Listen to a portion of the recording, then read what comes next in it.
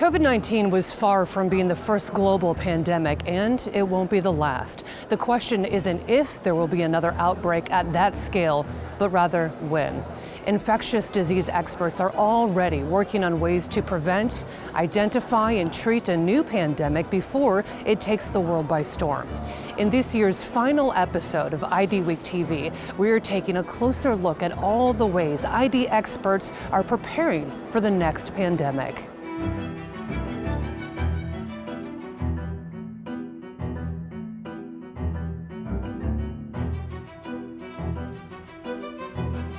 I'm Melissa McCarty, bringing you one last episode of IDWeek TV from the 2024 annual meeting. Before we close out this year's show, we're exploring the lingering effects of COVID-19 and gauging our preparedness for future pandemics. I think the public is tired of pandemics and hearing about preparedness. And Congress in particular seems to want to disinvest in this. So this is a big concern for me. Former Assistant Secretary for Preparedness and Response, Nicole Lurie, will comment on emerging ideas in navigating future pandemics. The tools to detect the virus in some of these hidden reservoirs, for example, like the gut, the brain, other places are more sophisticated than we've ever been. So we can't overpromise, but we can't stop. We really have to keep pushing. Jeanne Marrazzo, director of the National Institute of Allergy and Infectious Diseases, will share her perspective on the persisting fight against COVID-19. Plus, we'll visit 4 leaders in infectious disease research preventing new pandemics, antimicrobial resistance, health disparities, and more. It has been a packed week here at IDWeek 2024, which is why we're bringing you all the highlights. You can keep watching IDWeek TV on screens around the Los Angeles Convention Center, in your room at select hotels, and on the IDWeek 2024 annual meeting website. You can find all of our episodes, segments, and film series features on the IDWeek TV 2024 YouTube playlist, and find selected segments and bonus content on social media.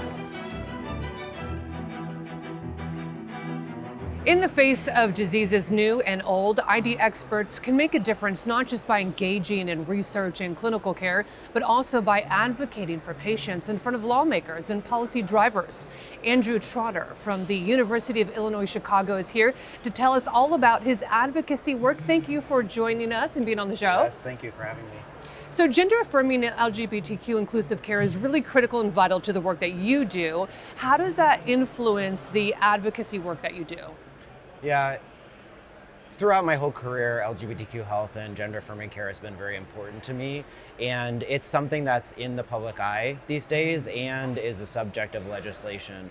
And those of us that are doing the work, we know how important it is to have safe places for people to get health care, comfortable places, but also to be able to get comprehensive care in an environment that they're comfortable with.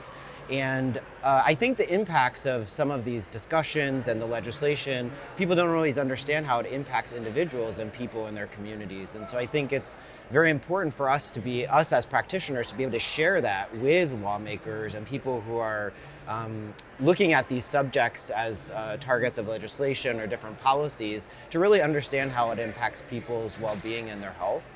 And I think that it's just an important way that we can use our voice and our experience to share that information so that they understand the human impacts of that and the health impacts of different types of policies. Well, you actually attended the IDSA's Advocacy Day on Capitol Hill.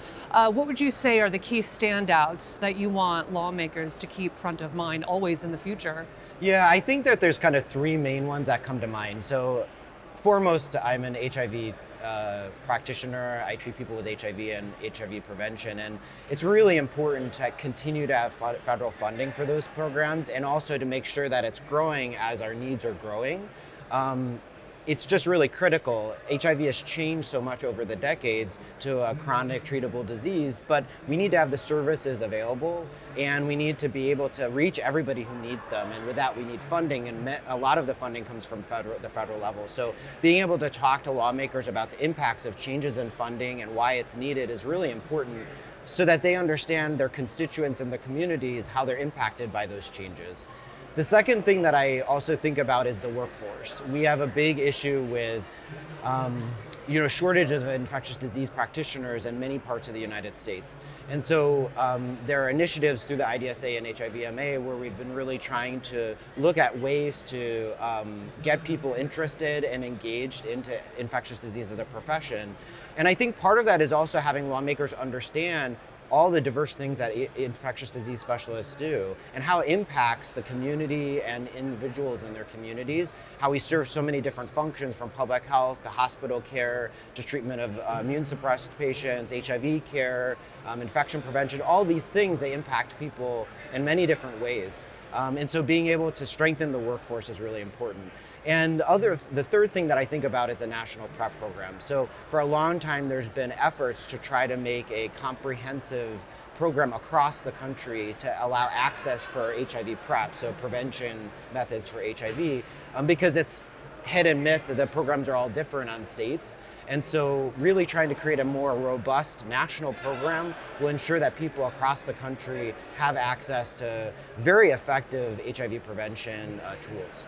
So when it comes to those ID experts you mentioned, are many involved in advocacy? Why should they be? And how does it directly impact the patient care?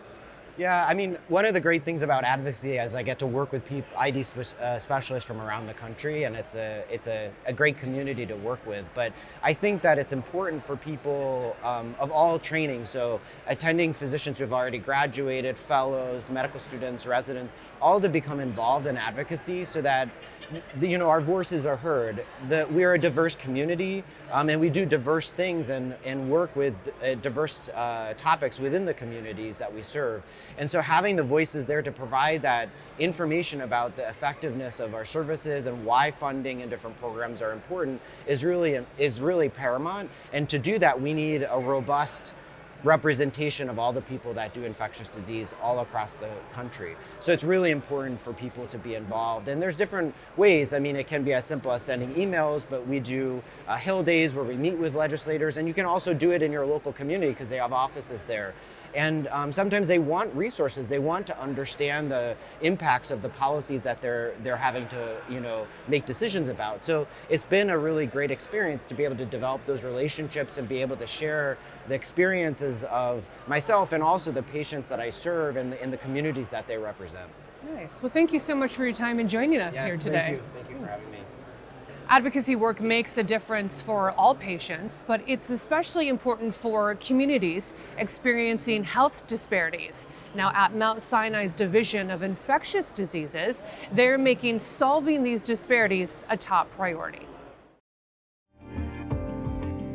Mount Sinai Hospital and the Icahn School of Medicine was really unique. Unlike other university-affiliated medical schools where research was derived from the bench to the bedside, we often would identify from the bedside and take to the bench. During COVID, we saw marked health disparities among the different boroughs in New York City. And this has led us to initiatives opening clinical trials system-wide so that all individuals have access to clinical trials rather than expecting people who live in the outer boroughs to come into the city. Education is key. And what that looks like for us at Mount Sinai is actually meeting the people where they are. We're in schools, we're in churches, we're in community-based organizations, we're handing out information, and we're actually taking the time to talk to people and address their concerns. So while we're out there educating, we're also listening.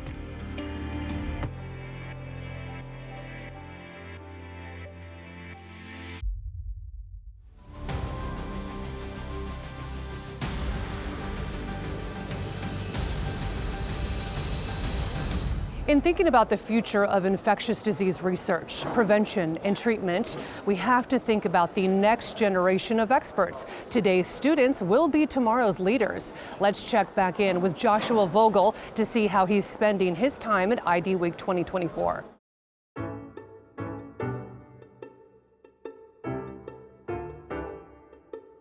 One great thing about this conference is that there's a designated area, a VIP lounge for students and residents and other trainees. So it's been really nice to spend time there and meet people from around the country who are at different stages of their training. In medicine, we're all kind of going along the same training path, but we're in different stages of it, and it's incredibly valuable to learn what I can expect in the next few years or a little bit down the line from people who have been in it very recently. And I think one of the things that's really struck me as interesting is how quickly AI is becoming a part of research and clinical practice. It's something that I personally don't know very much about other than ChatGPT, like many of us.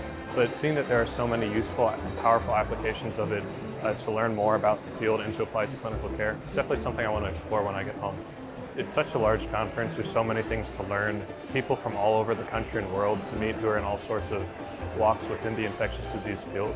So it's really a great time to just explore the field and learn so much.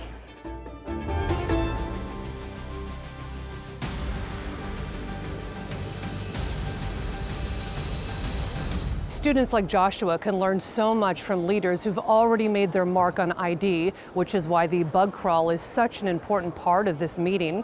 Former CDC Director Rochelle Walensky is here at IDWeek 2024, and she has some wisdom to share with our next generation.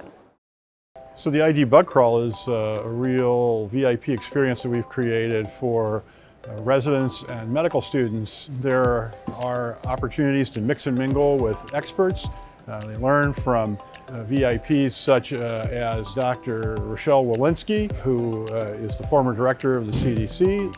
So it's a really a tremendous experience for students and residents to get to know ID and IDSA. The next generation of experts in infectious disease are critical to the health and well-being of our country. COVID-19 presented infectious disease with what I call our Superman moment. It was our time that we trained for that we never expected or wanted to have. And we know now that over 80% of counties in this country didn't have a single infectious disease doc during the pandemic. And what we are doing now is upskilling the next generation of experts in infectious disease, an incredible field, and we need those experts for our next generation. I had this incredible gift of incredible mentors throughout my career. Early on, clinical mentors, mentors who I watched at the bedside as they took care of patients who were dying of HIV. Over time, those clinical mentors I maintained, but then I also had this gift of research mentors. Mentors who said, if this isn't the most important research question, then we should be answering the most important research question. And one of the things that they taught me is that everyone can be a mentor. Wherever it is you are in your career, there is somebody who is younger than you, who is looking up to you and what you are doing. And one of the things that I have really found in my own mentees is, as a mentor, it is so much more fun to watch your mentees succeed than to succeed yourself. As I think about advice for students and residents, what I would say is pursue those things that are most important to you, that keep you up at night, the questions that you want answered, whether they be at the bedside, translational, clinical, or policy. Those things where you would rather read that extra article than put your head on the pillow. Those are the things that you should be answering and addressing. And I would say, as you think about where those questions lead you and the positions that they lead you, if they are not the most important thing to you, if you are not worried about the next position that you are in, it is not big enough for you.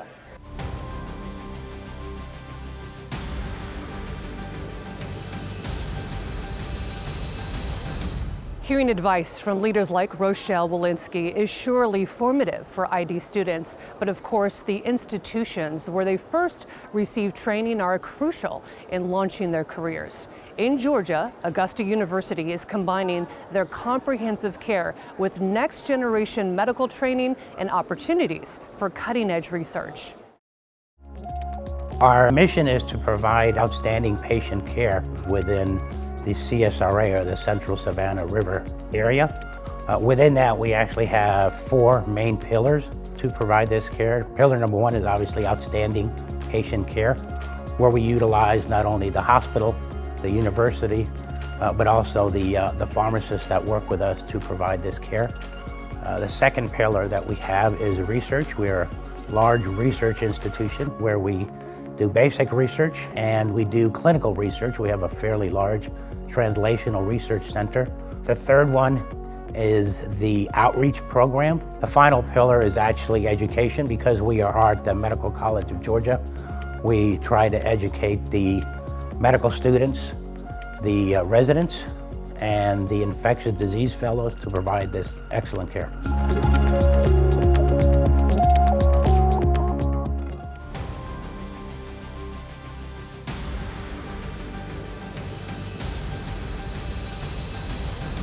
Coming up, we'll speak to Jeanne Marrazzo about how COVID-19 continues to evolve and how she sees a path forward through long COVID and emerging strains. But first, let's pay a quick visit to the Institute for Clinical Pharmacodynamics. Their research in optimizing drug therapy promises to shape the future of medicine. We started ICPD 20 years ago, and a lot has changed since then. But back then, 50% of all clinical trials failed. And according to the FDA, they failed because of poor dose selection. This wasn't just a problem for the pharmaceutical industry, it was also a problem for patients. They were being denied potentially life-saving interventions. So we thought, if we could address this problem, we could change the world. We realized we had to rethink the way we were picking doses that go into clinical trials. When ICPD was just beginning, there was this young science called PKPD, and we saw that it would have tremendous benefit for reducing the risk of poor dose selection and the risk of failure of clinical trials. What the science basically did is it integrates a bunch of information from the in vitro laboratory, the animal laboratory, phase 1 clinical studies, and it integrates that. And under this construct, you can actually predict the probability of having an effective regimen or a failed regimen. We believe that if we could do this right, we would change the way antibiotics were developed and used to care for patients worldwide.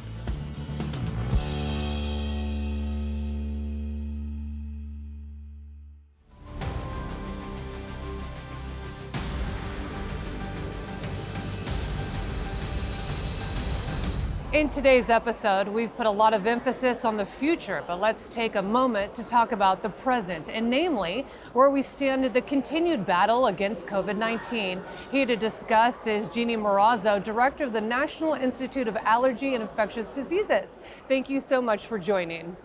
It's my pleasure to be here. Thanks for having me. Of course. Now, you have extensive expertise in HIV. How did that really help and shape your understanding of COVID-19? So when COVID-19 first emerged, there was a lot of uncertainty about what the virus was, how it was going to work, how severe it was going to be. And we also had nothing in our armamentarium to treat it, right? We really didn't know. So there were a lot of parallels between that and the early stages of the HIV pandemic. As we started to mobilize more to develop therapies to sort of understand the pathogenesis of SARS-CoV-2, we used a lot of tools that had been developed and invested in for HIV specifically. So it really positioned us to have a very rapid and very effective response. You've also once said we're far from over with COVID-19, obviously, right? So what does the path look like moving forward with not just only policy making, but also the treatment? So the path forward for COVID is to recognize that this virus is not going away, and we're going to continue to face almost certainly new variants. So the virus is going to continue to mutate, it's going to continue to try to evade our immune systems, it's going to do the things that viruses do. We still don't have fantastic antiviral therapies. We have some drugs that we think are good, and they have certainly had a role in reducing the severity of illness. But we haven't had a home run that is going to shut down viral replication and make you non-infectious and make you feel better in a second and prevent you from really getting even sicker. So we really can't stop discovery efforts to keep looking at this very crafty virus. Another huge issue, long COVID. Yes. Right, so many struggling. Yes. As we learn new information, does that reshape as you go how to treat it? I think so, for a couple of reasons. First of all, long COVID I think of as one of the most challenging conditions of our time, right? We're just starting to unravel the mystery of what long COVID is about. It's pretty clear that for some cases there is persistence of the virus, and so targeting that, what might be a reservoir, either of virus or viral antigens, is one strategy that people are looking at. The other is looking at the immune response to the virus. Is there this legacy immune response that's continuing to drive inflammation, T cell exhaustion, all these things that are really coming together to make the syndrome what it is. It also, I think, is a testament to the fact that if you can avoid getting COVID, you should avoid getting COVID, and you should avoid getting it multiple times if you can. And that means obviously vaccines for the most part. So when it comes to the future down the line, not only just with COVID, but also new variants, as you mentioned, are there new technologies? I mean, what's the major push moving forward to mitigate? So the major push moving forward is embodied in part by the Recover TLC program, which we are taking forward in NIAID. It's Recover, Treat Long COVID. The idea behind this is to leverage everything we're learning about the pathogenesis to design clinical trials that can be done rapidly, sort of like we did during COVID. So scale them up quickly, make sure you can effectively discard hypotheses. Once you have a candidate you think might help people, study it, and as many people as you need. If it doesn't work, and move on. So the tools to look at the immune response are much more sophisticated than they've ever been. The tools to detect the virus in some of these hidden reservoirs, for example, like the gut, the brain, other places, are more sophisticated than we've ever been. So we can't overpromise, but we can't stop. We really have to keep pushing.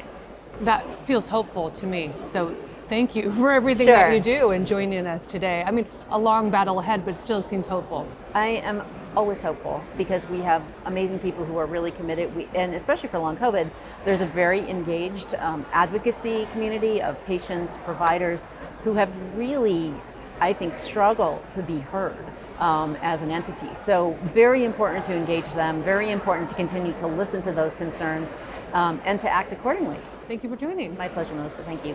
For now, COVID-19 is here and we're keeping a close eye on how the disease evolves, but there's always the looming danger of new outbreaks and a new global pandemic. Let's hear from Nicole Lurie from the Coalition for Epidemic Preparedness Innovations to find out how we can best prepare for the next epidemic.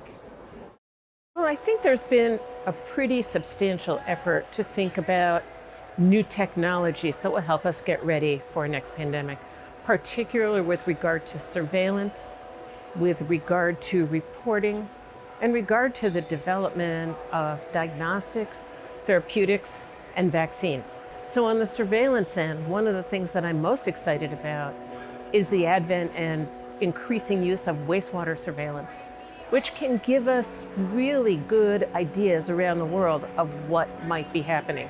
There's also excitement about a number of new vaccine platforms that could be ready and respond very rapidly to a new kind of pathogen. We at CEPI, as well as others, are starting to use computationally assisted methods and artificial intelligence to look at how to make better vaccines. Similarly, there's a whole explosion in the field of monoclonal antibodies, which have the opportunity both to treat and potentially to protect people who are exposed early on. So I think trust is going to be a really, really important issue. And I think what I would say here, first of all, pandemics are about public health, they're not about politics. And to the extent that we can learn not to politicize it and then practice what we've learned, I think that will be an important step forward. The other thing I would say is that trust isn't something that you can manufacture at a federal level. This is a huge country. It's an even huger planet. Trust really begins at the local level by thinking about who are the trusted messengers, who are the trusted informants, and how do you leverage those to help people understand what's going on and make choices to take behaviors to take care of themselves. At the same time, new emerging technologies are spewing misinformation and disinformation. And countering that is going to be a persistent challenge. So to be really honest with you, I think it's a mixed bag. I think the public is tired of pandemics and hearing about preparedness.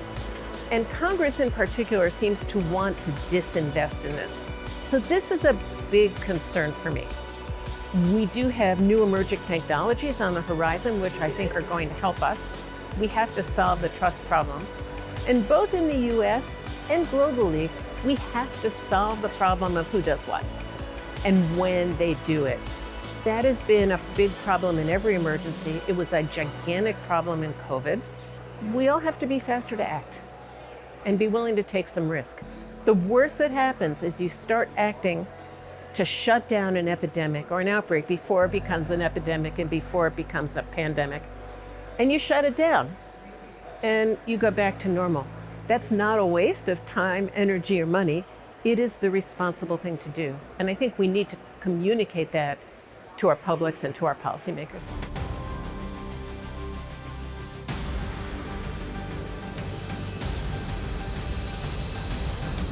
We don't know when the next global pandemic is coming, which is why until then, we must do everything we can to stay prepared. At the Center for Virology and Vaccine Research at Beth Israel Deaconess Medical Center, they are dedicated to tackling the global health challenges of tomorrow. Before we close out our final episode, let's learn more about their crucial work.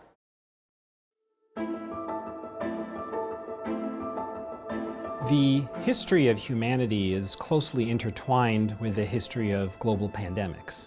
And what we've seen over the last 100 years is a series of global pandemics, one after the other, such as HIV, Zika, COVID-19, Mpox, H5N1 influenza, and that won't stop.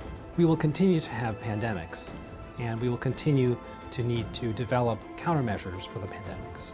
The mission of the Center for Virology and Vaccine Research is to utilize basic science, particularly virology and immunology, to try to understand the pathogenesis of viruses that pose global health threats, and also to develop novel vaccines and therapeutic approaches to try to combat these global health threats.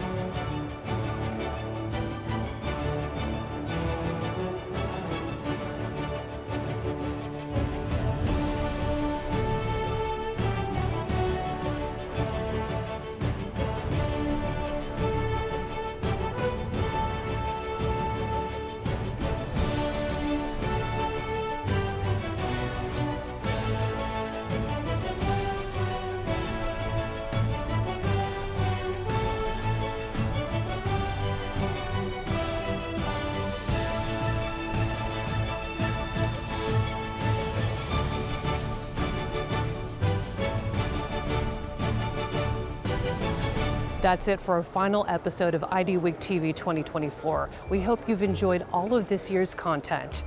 This year's meeting may be coming to a close, but you can look back on our show at any time.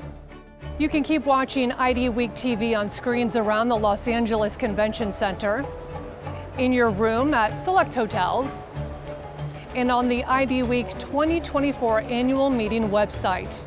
You can find all of our episodes, segments, and film series features on the IDWeek TV 2024 YouTube playlist, and find selected segments and bonus content on social media. We will see you next year in Atlanta, Georgia for IDWeek 2025. I'm Melissa McCarty, signing off.